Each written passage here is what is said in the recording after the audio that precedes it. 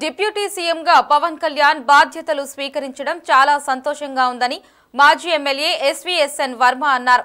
పవన్ బాధ్యతలు స్వీకరించడంతో గ్రామాలలో ప్రజలు ఎదుర్కొంటున్న సమస్యలు తొలగిపోతాయని ప్రజలు విశ్వసిస్తున్నారని తెలిపారు. గతంలో పవన్ కళ్యాణ్ ను అసెంబ్లీ గేటు కూడా తాకనివ్వము అన్న వారికి ప్రజలే ఓట్ల రూపంలో బుద్ధి చెప్పారన్నారు. పిఠాపురం నియోజకవర్గం అభివృద్ధి కోసం పాటుపడుతున్నామంటూ మాజీ ఎమ్మెల్యే వర్మతో మా ప్రతినిధి Praveen face to face. Charge తీసుకున్నారు. రాష్ట్రంలో గ్రామాలన్నీ ఎంతో ఆనందంగా ఉన్నాయి. మంచినీళ్ళకు లేక ఎంతో సతమత అవుతున్నారు. అది 12 సంవత్సరాలైనా ప్రజల దగ్గరగా ఉండి పవన్ కళ్యాణ్ గారు నీళ్ల సమస్య చూశారు, ఇబ్బందులు చూశారు. ఆయన గుండెల్లో ఉన్నాయి. చాలా చక్కటి పరిపాలన ఉంటుంది.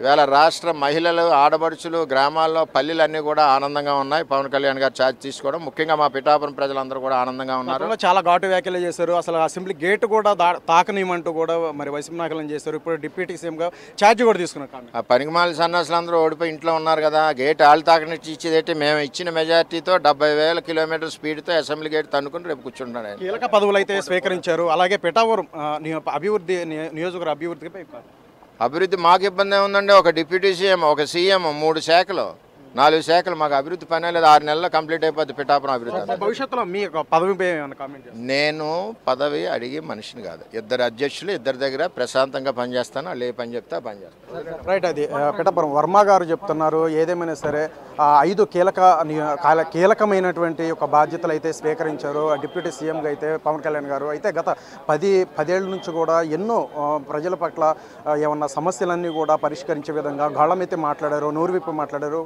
అప్పుడున్న ఒక ప్రభుత్వాల మీద కూడా ఫైట్ చేసిన పరిస్థితి. రైట్. ఇప్పటికైతే ఆయన డిప్యూటీ సీఎంగా హోదాలో ఇప్పుడు కీలకమైన 5 శాఖలకు సంబంధించి కూడా బాధ్యతలు అయితే స్వీకరించిన నేపథ్యంలో ప్రజలందరి దగ్గర ఎటువంటి సమస్యలు ఉన్నాయో వాటికి అనుగుణంగానే వాటి తీర్చే విధంగానే పవన్ కళ్యాణ్ గారు అడుగులు వేస్తారంటూ కూడా మరి వర్మ చెప్తున్నారు. ఇంకా పిఠాపురం నియోజకవర్గ అభివృద్ధి సంబంధించి కూడా ఏదైతే ఉందో ఇటు పవన్ కళ్యాణ్ గారు అలాగే ఇటు చంద్రబాబు నాయుడు ఇద్దరిని కూడా వారిని అడిగి ఫైట్ చేసిన అభివృద్ధి నియోజకవర్గ అభివృద్ధి అయ్యే విధంగా అయితే నేను కూడా చర్యలు తీసుకుంటాను, అడుగులు వేస్తానని చెప్తున్నారు. ఇంకా పదవి గురించి కూడా కీలక వ్యాఖ్యలు చేయడం జరిగింది.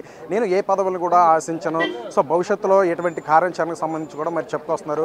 ప్రధానంగా చూస్తుంటే ఈరోజు పవన్ కళ్యాణ్ గారు డిప్యూటీ సీఎం హోదాలో సంబంధించి 5 కీలక పదవులు కూడా స్వీకరించిన నేపథ్యంలో ఇది ఎంతో కూడా సంతోషకరమైన రోజు అంటూ కూడా మరి వర్మ గారు అయితే స్పష్టం చేశారు. కెమెరా పర్సన్ రంగంతో ప్రవీణ్, సిటీ 24/7 విజయవాడ.